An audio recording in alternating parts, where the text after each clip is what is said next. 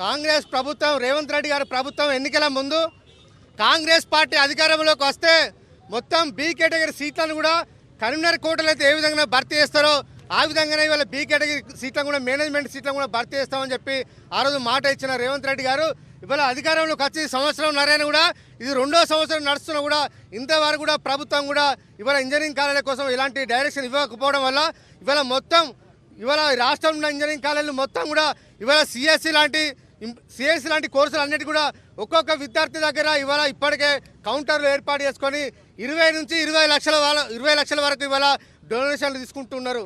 మామూలు వాళ్ళు ఇవాళ మెరిట్ ఉన్న విద్యార్థులు కూడా ఇవాళ ఈ కాలేజీలో చేరాలంటే ఇవాళ ఆర్థికంగా డబ్బులు కట్టలేని పరిస్థితి ఉండదు కాబట్టి చేరాలంటేనే ఇవాళ భయపడుతూ ఉన్నారు.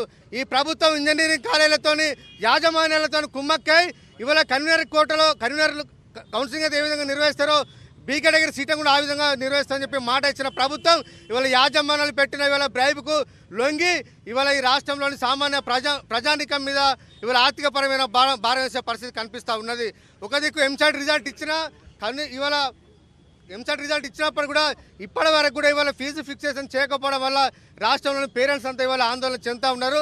మా పిల్లలను రేపు కనుక ఫీజు కనుక పెంచేది ఉంటే కొన్ని కాలేజీలో చదివేయాలని ఆలోచన ఉన్నా కూడా చదివేలేని పరిస్థితి ఉంటుందని చెప్పి ఇవాళ భయపడుతున్నారు. కాబట్టి ప్రభుత్వం ఇవాళ ఫీజులు మాత్రం పెంచొద్దు, ఫీజులు ఏదైతే ఇప్పటివరకు గత సంవత్సరం ఏదైతే ఫీజు ఉన్నదో అవే ఫీజుతో ఇవాళ ఈసారి కౌన్సిలింగ్ నిర్వహించాలని చెప్పి ఇవాళ ప్రభుత్వాన్ని ఇవాళ మేము డిమాండ్ ఇస్తున్నాం.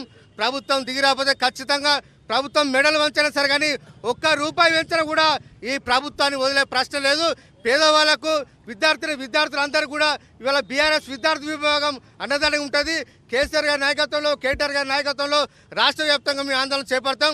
ప్రభుత్వం ఇప్పటికైనా మేల్కొని ఈ ఫీజులు మాత్రం పెంచకుండా చర్యలు తీసుకోమని చెప్పి యాజమాన్యాలకు లొంగి కనుక వాళ్ళు ఇచ్చే డబ్బుల కోసం ఆశపడి కనుక ఫీజులు పెంచంటే లోని పేద వర్గాల మీద పేద ప్రజల మీద ఇవాళ భారం పడుతుంది.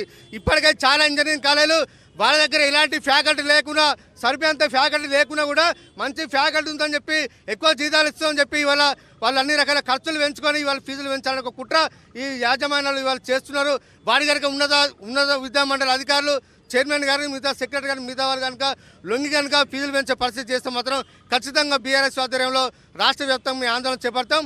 ప్రభుత్వం వెంటనే దిగి రావాలి, దీనిపైన చర్యలు తీసుకోవాలని చెప్పి ప్రభుత్వాన్ని మేము హెచ్చరిస్తా ఉన్నాం.